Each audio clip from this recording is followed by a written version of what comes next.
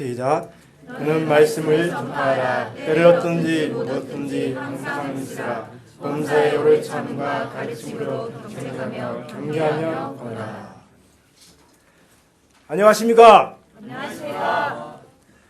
2014년 새해가 밝았습니다. 여러분 한 해에서 어떤 부푼 기대와 꿈을 안고 새해를 출발하셨습니까? 일용할 야식 안 빼먹기? 성경 3독 괜찮나요? 네. 꾸준한 새벽기도. 또 어떤 분들은 취직, 자립, 승진 이런 것들이 있을 것입니다. 아직 생각해보지 않았다면 이 시간 말씀을 들으며 하나님의 마음을 시원케 해드리는 그러한 방향을 정하여 볼 수 있기를 기도합니다. 제가 전할 신년 2강 말씀 제목은 너는 말씀을 전파하라입니다. 이 제목을 듣고 어떤 생각을 하셨습니까? 목자님들이 지난 한 해 50여 주 동안 줄기차게 듣고 해온 일입니다. 그런데 또 말씀을 전파하라니 왠지 재미없고 마음이 무거우신 분들도 있을 것입니다. 반면에 제목이 정말 좋다, 언제 들어도 좋다 하신 분도 있을 것입니다. 하여간 하나님께서 왜 이 본문을 신년 2강 말씀으로 주셨을까요? 왜 우리는 이 말씀을 다시 듣지 않으면 안 됩니까? 이 시간 우리가 이 말씀을 새롭게 듣고 새 방향을 잡을 수 있기를 기도합니다. 파트웅 배우고 확신한 일에 거하라 3장 1절부터 17절까지 말씀입니다. 우리 1절을 함께 읽어보겠습니다. 시작. 내가 이것을 알라. 말세에 고통하는 때가 이르러. 말세에 고통하는 때가 옵니다. 왜냐하면 사람들이 자기를 사랑하기 때문입니다. 자기 사랑은 돈과 쾌락을 사랑하는 것으로 나타납니다. 돈을 사랑함이 일만하게 뿌리며 쾌락을 사랑하는 자는 살았으나 죽은 자와 같습니다. 이것으로부터 사람을 고통스럽게 하는 온갖 죄악들이 파생됩니다. 그런데 여기 자기는 누구를 가리키겠습니까? 세상 사람입니까? 그럴 수도 있겠죠. 세상 사람이 이러는 것은 당연합니다. 그런데 교회에 다니는 신자가 그런다는 것입니다. 제가 그렇다는 것입니다. 우리 산부가 그렇다는 것입니다. 누구보다 하나님을 사랑한다 하면서도 돈을 사랑하고 쾌락을 겸하여 사랑한다는 것입니다. 이렇게 자기를 사랑하는 자는 결국 어떻게 전락합니까? 5절 상반절을 보십시오. 경건의 모양은 있으나 경건의 능력은 부인하는 자가 됩니다. 즉 자기를 사랑하는 사람은 경건의 모양대로 살 수 있는 내적인 힘이 없습니다. 모양은 기독교인인데 삶은 개독교인으로 비난받습니다. 이런 세상에서 디모데는 어떻게 살아야 합니까? 5절 하반절을 함께 읽어보겠습니다. 시작. 이 같은 자들에게서 내가 돌아서라. 네, 이 같은 자들에게서 내가 돌아서라. 바울은 이 같은 자신의 모습에서 사람들의 모습에서 돌아서라고 말하고 있습니다. 분명한 결단과 결별을 말하고 있습니다.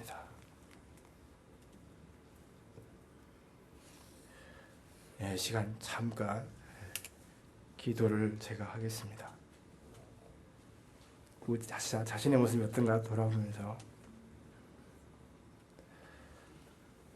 하나님 아버지, 저희가 주님께 받은 것들이 참으로 많습니다. 청년의 때에 불러 성경을 알게 했습니다. 또한 건강을 주었습니다.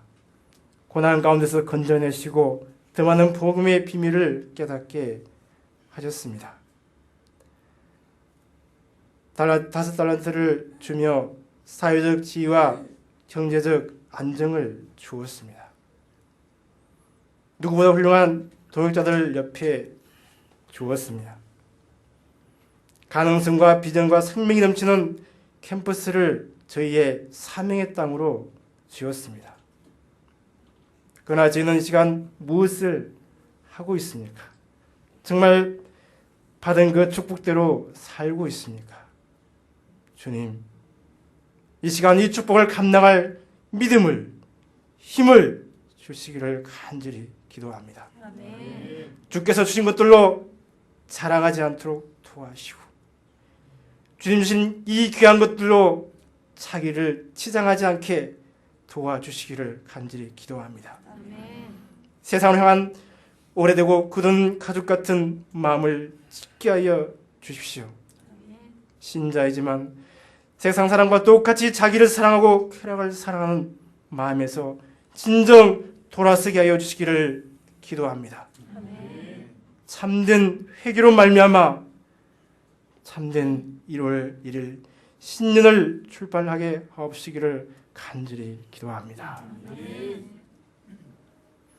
네. 그들에게 돌아서라고 해서 그들과 탐쌓고 살라는 뜻은 아닙니다. 그들의 삶을 조금도 본받지 말라는 것입니다. 디모데는 이 같은 자들과 다져가는 자기 사랑에서 벗어나야 합니다.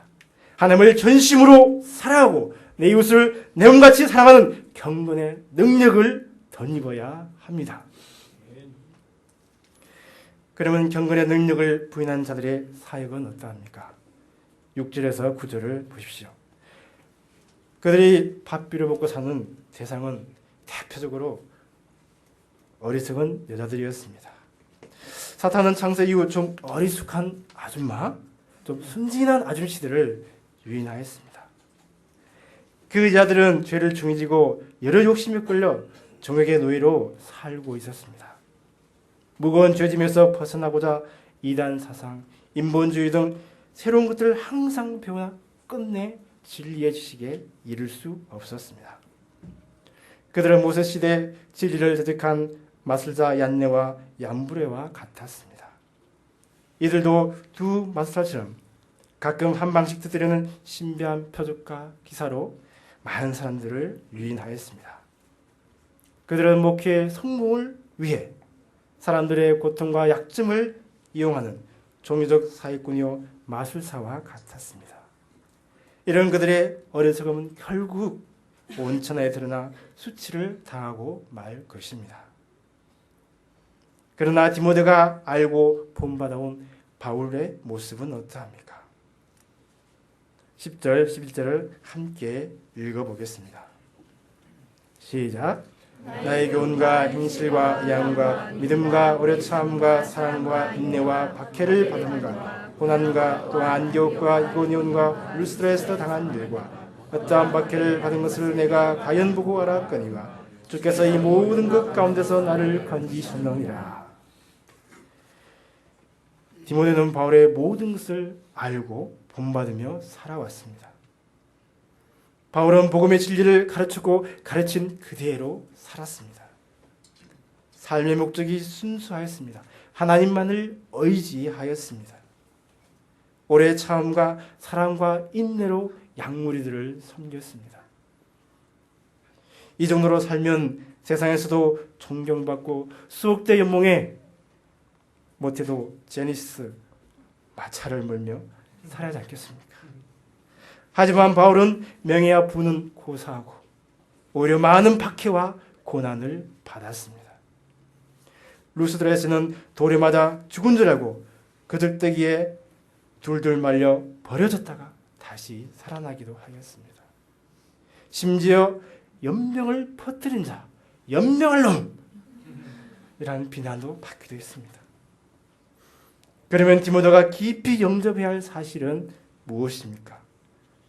12절 같이 읽어보겠습니다. 12절 시작. 무릇 그리스도 예수 안에서 경건하게 살고자 하는 자는 박해를 받으리라. 무릇 그리스도 예수 안에서 경건하게 살고자 하는 자는 박해를 받으리라.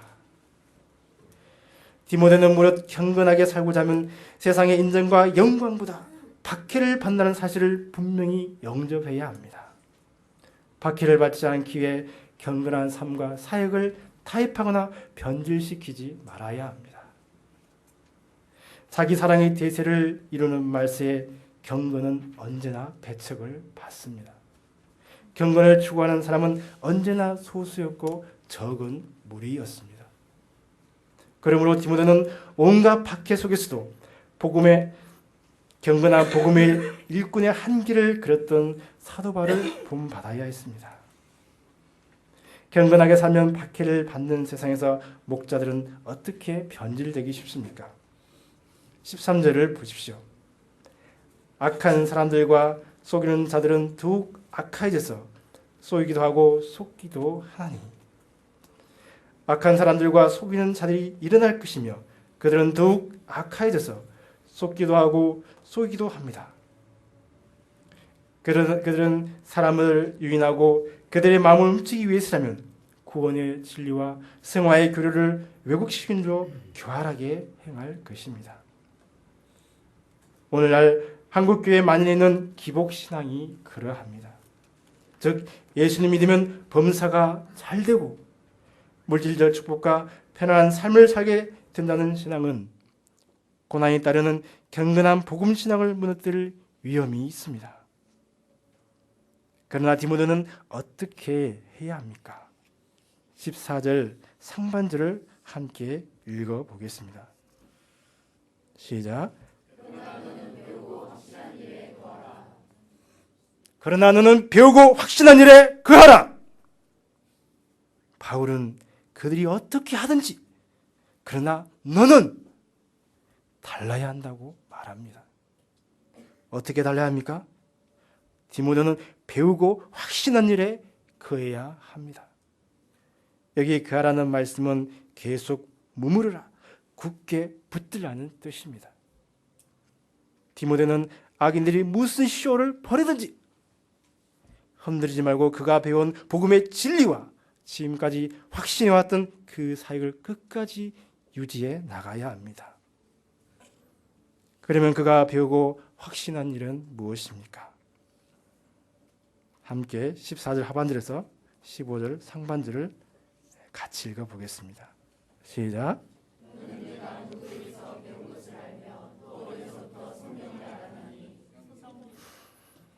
디모데는 외조모 로이스와 어머니 유니게로부터 거짓이 없는 믿음을 물려받았습니다. 청년 시절에는 그 교훈과 삶이 성령으로 남은 목자 바울로부터 배웠습니다. 그들은 하나님으로부터 그 삶과 사역을 인정받은 성경 선생들이었습니다. 디모데는 어려서부터 성경을 배웠습니다. 그가 배운 성경의 진리는 시대와 문화와 환경을 초월하여 보편적으로 적용됩니다. 그러므로 디모데는 아무리 새롭고 인기가 많다고 해도 성경의 진리를 벗어나거나 검증되지 않은 가르침과 사역에 미혹되지 말아야 합니다. 오직 배우고 확신한 일에 거해야 합니다. 그러면 그가 확신해야 할 성경은 어떤 책입니까? 15절을 함께 다시 읽어보겠습니다. 시작.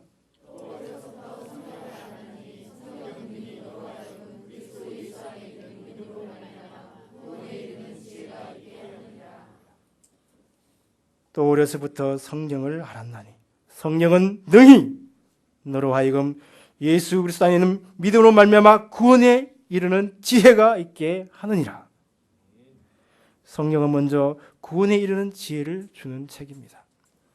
구원은 영지주의, 율법주의, 언사주의가 주장하는 영적 지식이나 할례나 절기 준수, 방언 등이 더해져야 얻는 것이 결코 아닙니다. 구원에 이르는 지혜는 오직 예수 그리스도를 믿음으로 말미암습니다. 성경이 이 진리를 가르쳐 주고 있습니다. 어떻게 성경의 진리를 확신할 수 있습니까? 16절 상반절을 함께 읽어보겠습니다. 시작. 모든 성경은 하나님의 감동으로 되었습니다. 성경은 전부가 하나님의 계시로 이루어진 책입니다. 그러므로 성경은 곧 하나님의 말씀입니다. 이 성경은 어떤 유익을 줍니까? 계속해서 16절 하반절에서 17절까지 함께 읽어보겠습니다. 시작.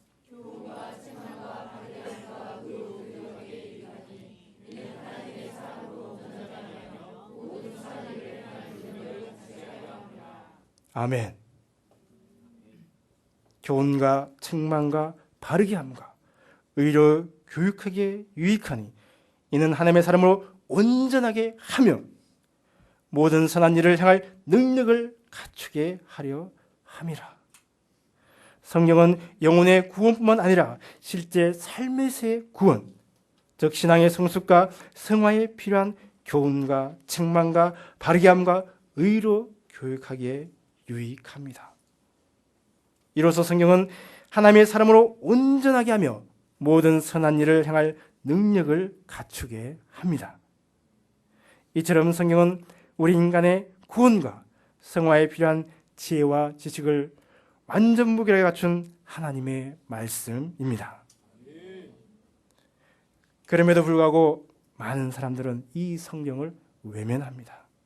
사람들은 성경을 꼭 읽어봐야 하는 중요한 책이라고 여기고 한 권 정도는 삽니다. 그러나 제대로 읽는 사람은 희귀합니다. 사람의 호기심을 자극하는 다양한 문화, 첨단 과학 문명 시대에 살다 보니 성경은 수천 년 전에 쓰여진 낡고 시대에 뒤떨어진 고리타분한 책이라고 여깁니다. 그러나 아무리 시대가 변화해도 인간은 구원받아야 하고 구원의 진리와 능력을 주는 것은 오직 성경밖에 없습니다. 그러기에 성경은 가장 현대적이고 필수적인 책입니다. 그러므로 우리는 성경에 대해서 더욱 확신하며 살아야 하겠습니다. 말세 때 우리가 나갈 길은 오직 성경뿐입니다. 우리 개개인이 성경 한 장 한 장 펼쳐 읽어나갈 때 거기에 진정한 소망과 희망이 있고 미래가 있습니다. 여기서 우리는 왜 유능한 1:1 성경 선생으로 성장해야 하는가 알 수 있습니다. 성경을 아는 자만이 그 시대의 목자가 되고 영혼을 구원할 수 있기 때문입니다. 1:1 성경 선생이야말로 고통하는 시대 속에서 하나님께서 인류 구원을 이루시기 위해 가장 필요로 하는 사람들입니다. 저는 며칠 전 대인동 UBF 역사관을 방문했습니다. 돌아보는 내내 놀라운 하나님의 역사에 감동했습니다. 그리고 그곳에서 하나님께서 우리 믿음의 선배들의 헌신을 통해 한국과 세계 캠퍼스에 하늘의 물결같이 많은 청년들을 구원하시고 복음의 일꾼들을 세워주었음을 보았습니다. 이 모든 은혜의 역사는 성경 외에 우리만이 알고 있는 엄밀한 지식 때문이 아니었습니다. 오직 하나님의 감동으로 충만한 성경 말씀에서 비롯되었음을 확신하였습니다. 제자 양육과 생활에 유익하며 모든 선한 일을 향할 능력을 갖춰주는 성경을 사랑하며 읽고 연구하며 준영하며 가르친 결과였습니다. 우리는 이것을 이사무엘 선교사님, 베사라 선교사님 그리고 신예 목자님으로부터 배웠고 확신하였습니다. 주님은 우리가 이 배우고 확신한 일에 거하기를 원하십니다. 요즘 제자 양성 역사가 잘 안 된다고 해서 한 방에 모든 문제를 해결할 수 있는 비법을 찾거나 다른 방법을 찾을 것이 아닙니다. 우리는 다시 성경으로 돌아가야 합니다. Back to the Bible. Back to the Bible. 왜 성경으로 다시 돌아가야 합니까? 오직 성경에만 구원에 이르는 지혜가 있습니다. 또 하나님의 사람으로 온전하게 하며 모든 선한 일을 할 능력을 갖추게 하기 때문입니다. 그러기에 우리는 다시 이 성경을 붙들고 실험해야 합니다. 우리가 주님 오시는 그날까지 성경을 사랑하고 일대일로 가르치며 캠퍼스 제자를 양성하여 성경 한국 세계 선교를 이루는 이 배우고 확신한 일에 거할 수 있기를 간절히 기도합니다. 파트 2, 너는 말씀을 전파하라. 4장 1절에서 8절까지의 말씀입니다. 4장 1절을 함께 읽어보겠습니다. 시작.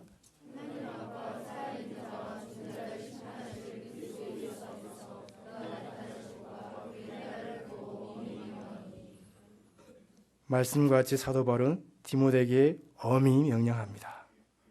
여기서 엄히 명한다는 말은 원수와 백병전을 치료할 때 지휘관이 돌격 앞으로 하는 것과 같습니다.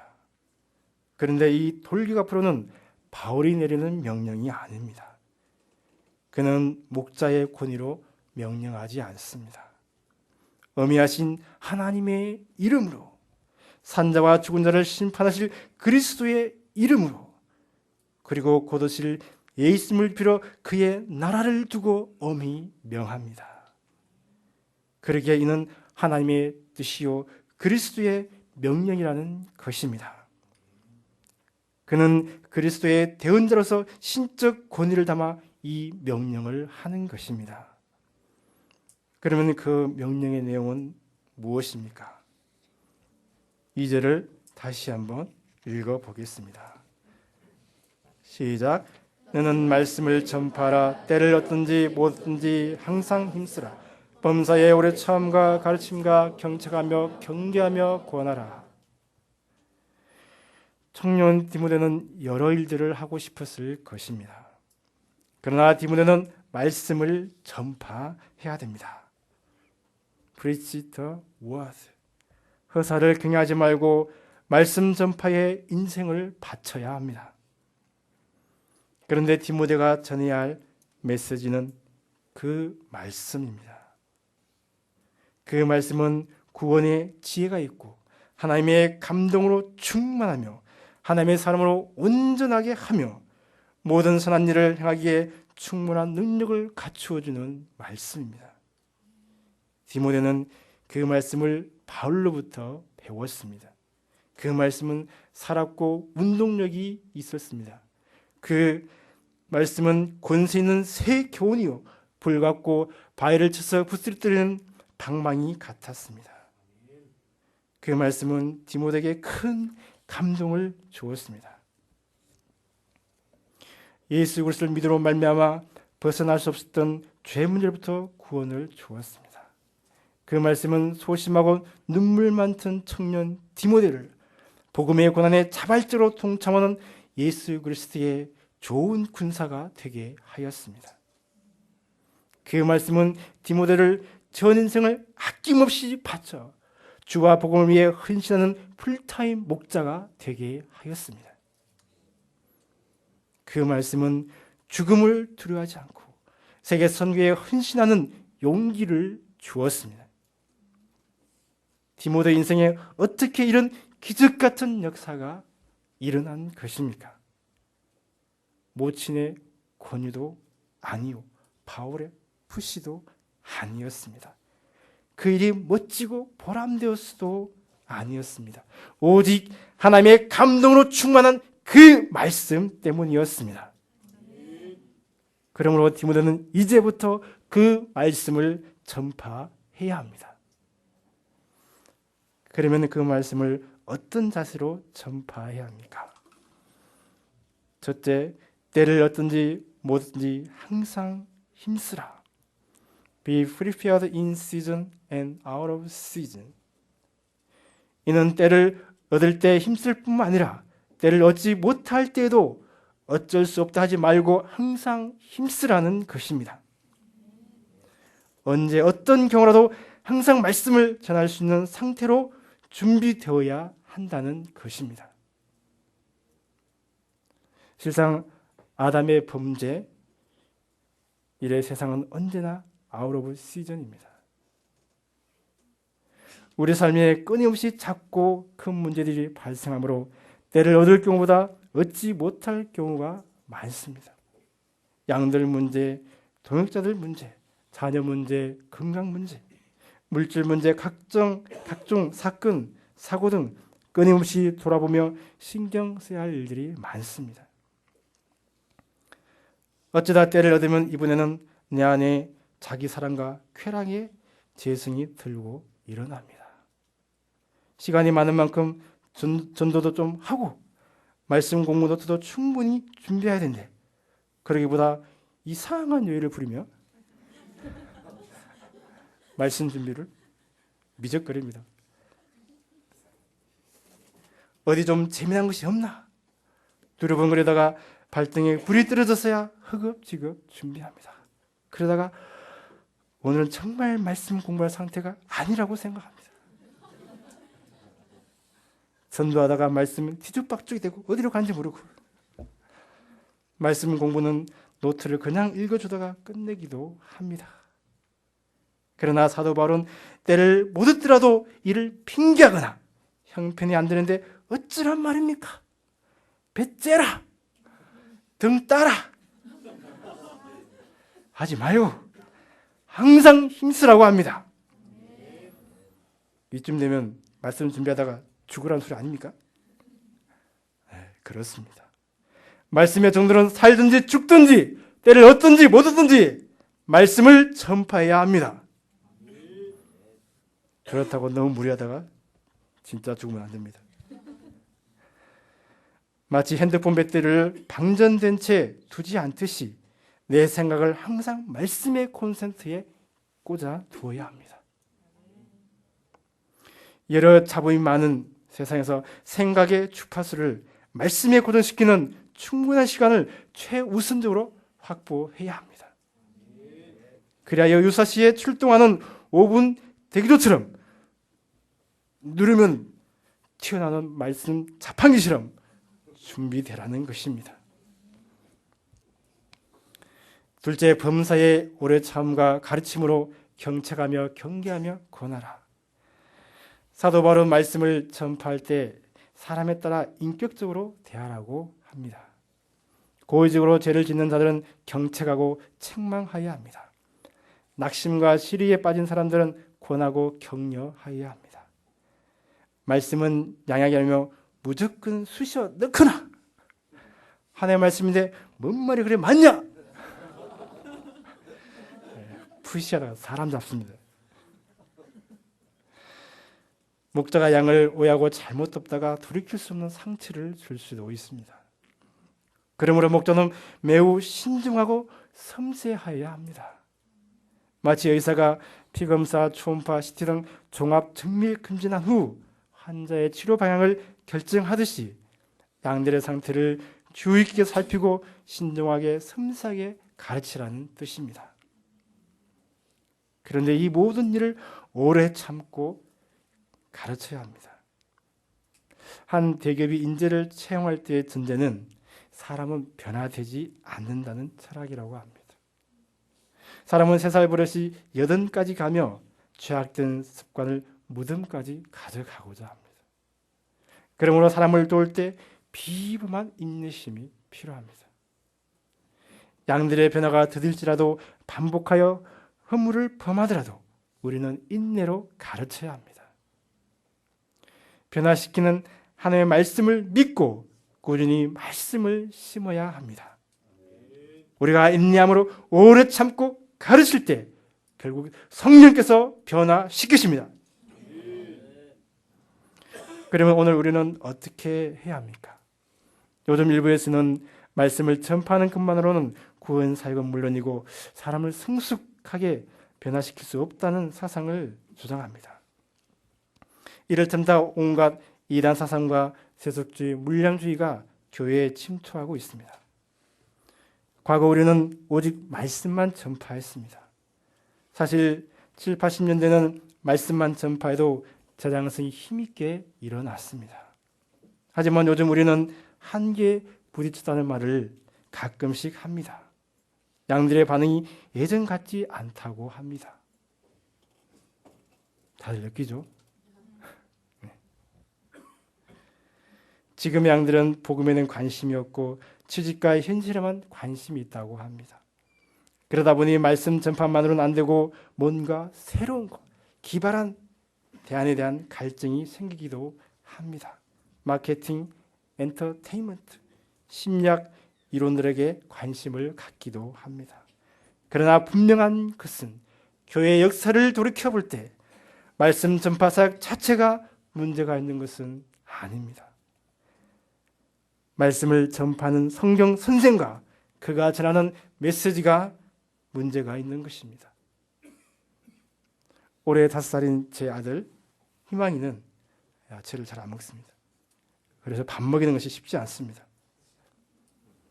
하지만 엄마가 정성을 들여 김밥 속에 야채를 넣으면 잘 먹습니다. 또 김치나 부추, 파 등 야채를 섞어서 전을 만들어서 먹이면 환장하고 먹습니다. 네, 마찬가지입니다. 우리가 전하는 메시지가 아무리 좋은 하나님의 말씀이라도 양의 입장에서 맛이 없고 지겹게 느껴진다면 듣지 않고자 합니다. 말씀을 잘 듣지 않는데 어떻게 구원의 역사가 있고 변화를 기대할 수 있겠습니까? 내가 말씀을 잘 못 전하고 있으면서 말씀만으로는 안 된다, 잘 안 된다 하는 것은 남을 속이고 자신도 속는 것입니다. 그러므로 우리는 예수님이 전하셨고 바울이 전했던 그 말씀, 달고 오면 그 생명의 말씀을 전해야 합니다. 말로만이 아니라 오직 능력과 확신으로 임한 그 말씀을 전해야 합니다. 이를 위해 말씀을 좀 더 잘 분별하고 좀 더 은혜롭게 준비하기 위한 묵상과 연구가 필요합니다. 무엇보다 전하는 말씀에 권세가 있도록 자신을 하나님 앞에 부끄러울 것이 없는 일꾼으로 세워 나가야 할 것입니다. 그러면 우리는 왜 이렇게 말씀을 계속해서 전해야 하는 것입니까? 3, 4절을 함께 읽어보겠습니다. 시작.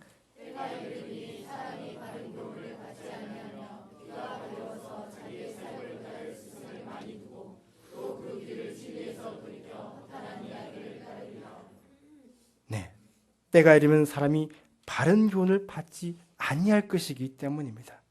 그때 사람들은 바른 교훈보다 자기가 좋아하는 당장에 유익이 되는 메시지를 듣고자 할 것입니다. 그래서 가려운 길을 긁어주듯 자기의 사역을 쫓을 강연회, 동호회를 찾아 이곳저곳 다닐 것입니다.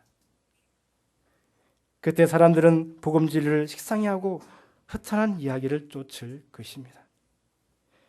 예배는 오기 싫어도 아이돌 공연은 밤새 줄서 기다리고 고가의 표값을 기꺼이 지불합니다. 그러나 디모데는 어떻게 해야 합니까? 5절을 함께 읽어보겠습니다. 시작.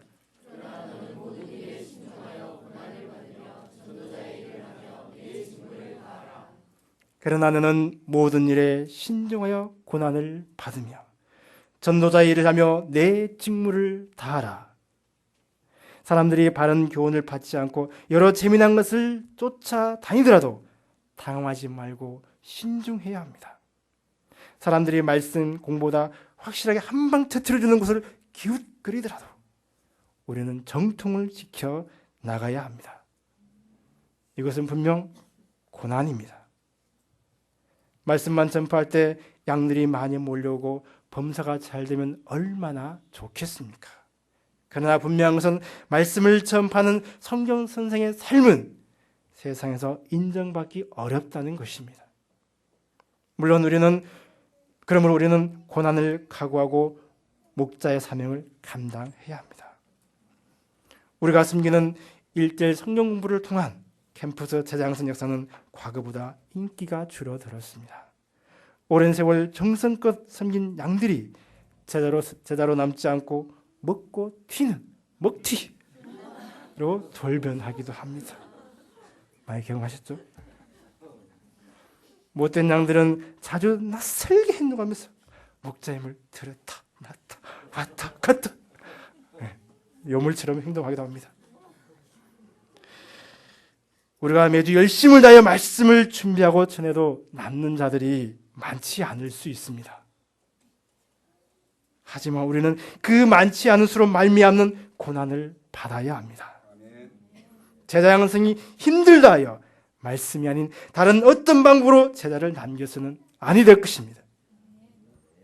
정도를 가르면 고난을 감당해야 합니다. 작년 한 해를 돌아볼 때 교회 목자로서 누구보다 말씀 전파에 힘쓰였는데 그러지 못한 자신이 이 말씀을 전해야 한다는 것이 부담스러웠습니다. 그러나 말씀을 감당하며 이 말씀이 제게 가장 필요한 것임을 영접하게 되었습니다. 지난해 여회 30팀의 피신과 1대1을 잡았는데 신학기 때 잠깐, 가을 학기 때 잠깐 넘긴 것이 전부였습니다. 그래도 수고했습니다. 여름 수항의 여해별 피싱 이벤트 때는 거의 꼴찌로 항아리 바닥에 겨우 스티커를 붙일 수 있었습니다. 그런 중에도 한 해문 여해가 동역함으로 안태웅 형제가 새롭게 피싱되어 꾸준히 말씀 공부하며 예배드리게 하셨으며 매 주일 여해 4명의 양들을 보내주었습니다. 저도 양들에게 꾸준히 말씀 공부해주며 믿음의 투쟁을 하도록 권면하였습니다. 없는 시간을 쪼개고 집안일을 뒤로하고 심지어 동역자에게 나보다 양들을 더 사랑받다는 말까지 들으며 섬겼지만 생각만큼 잘하지 않을 때 흑수고처럼 느껴졌습니다. 그래서 한동안 내버려 두기로 했습니다. 하지만 기도하면 주님은 인내로서 섬기라고 하셨습니다. 그리고 얼마나 자신이 성경 선생으로 준비되어 섬겼는가 돌아보게 하시며 회개케 하셨습니다. 나의 인간적인 노력이나 수고가 아니라 오직 하나의 말씀인 성경을 더 연구하고 말씀을 주어야 함을 깨닫게 하셨습니다. 양들을 변화시킬 수 있는 것은 내가 아니라 하나님의 사람으로 온전하게 하며 모든 선한 일을 행할 능력을 갖추게 하는 성령임을 확신케 하셨습니다. 제가 성경을 더 깊이 연구하고 말씀을 준비하기를 기도합니다. 인터넷과 스마트폰을 통한 잔재미들을 멀리하고 하나님의 말씀을 전파하는 것을 삶의 중심에 두기를 기도합니다. 지난 기말 시험 때 별 기대 없이 조대 공대에 전도를 갔습니다. 과연 한 사람이라도 말씀을 들을까 생각했지만 의외로 2명의 학생에게 진지하게 말씀을 전할 수 있었습니다. 말씀을 전하는 데는 인시즌, 아웃 오브 시즌이 따로 없었습니다. 믿음 없고 심정 없는 우리가 그것을 만들었을 뿐이었습니다. 제가 때를 얻든지 못 얻든지 주님 주실 멸관을 바라보며 말씀 전파에 올인하는 삶을 살 수 있기를 간절히 기도합니다. 이제 우리는 6절에서 8절까지 한 위대한 전도자요 그리스도 예수의 좋은 군사로서의 바울의 마지막 모습을 보게 됩니다. 같이 한번 읽어보겠습니다. 시작. 이와 같이 내가 벌써 부어지고 나의 떠날 시각이 가까웠도다. 나는 선한 싸움을 싸우고 나의 달려갈 길을 마치고 믿음을 지켰으니 이제 우리는 나를 위하여 의의 멸관이 예비되었으므로 주고 의로우신 재판장이 그날에 내게 주실 것이며 내게만 아니라 주의 나타나심을 사모하는 모든 자에게로구나. 제가 다시 한번 읽겠습니다. 전제와 같이 내가 부어지고 나의 떠날 시각이 가까웠도다. 나는 선한 싸움을 싸우고 나의 달려갈 길을 마치고 믿음을 지켰으니 이제 우리는 나를 위하여 의의 면류관이 예비되었으므로 주 곧 의로우신 재판장이 그날에 내게 주실 것이며 내게만 아니라 주의 나타나심을 사모하는 모든 자에게도니라. 바울은 자신을 제사의 마지막 의식으로 부어지는 포도주에 비유했습니다. 이는 마지막까지 죽도록 충성한 자신의 목자 생활을 의미합니다. 그는 일생을 하나님을 위해 산 제사로 남김없이 드렸습니다. 그리고 이제 죽음을 눈앞에 두고 있습니다. 그런데 왠지 그에게는 조금의 슬픔이나 후회나 아쉬움이 없습니다. 오히려 그의 죽음은 숭고하기까지 합니다. 왜 그렇습니까? 이는 그가 믿음의 선한 싸움을 싸웠기 때문입니다. 그는 그리스도의 좋은 군사로서 죄와 사탄과 끊임없는 영적 싸움을 싸웠습니다. 그리고 수많은 핍박과 유혹을 다 이겨내고 때를 얻든지 못든지 말씀을 전파하였기 때문입니다. 이는 곧 자신이 달려갈 길을 다 마치고 사명을 완수했음을 의미합니다. 이제 이런 삶을 산 자신에게 의의 면류관이 예비되었음을 확신하고 있습니다. 이 때문에 그는 죽음을 앞두고 슬퍼하고 절망하기보다 오히려 소망에 불타고 있습니다. 그의 모습은 힘들고 치열했던 싸움을 마치고 이제는 승리의 면류관을 쓰기 위해 하나님 나라로 입성하는 개선 장군과 같습니다. 사도 바울의 삶은 말씀 전파의 사명을 완수함으로 자랑과 승리와 소망과 영광이 가득 찬 인생이 되었습니다. 2014년 새해를 시작하면서 우리는 무엇에 가장 힘을 써야 합니까? 신년에도 세상 사람들은 여전히 자기를 사랑할 것입니다. 그러나 우리는 배우고 확신한 성령의 뿌리를 내려야 하겠습니다. 더 나아가 때를 얻든지 못 얻든지 말씀을 전파해야겠습니다. 쾌락과 허탄한 이야기를 쫓는 사람들을 말씀 전파를 통해 구원하고 변화시키는 전도의 직무는 분명 고난입니다.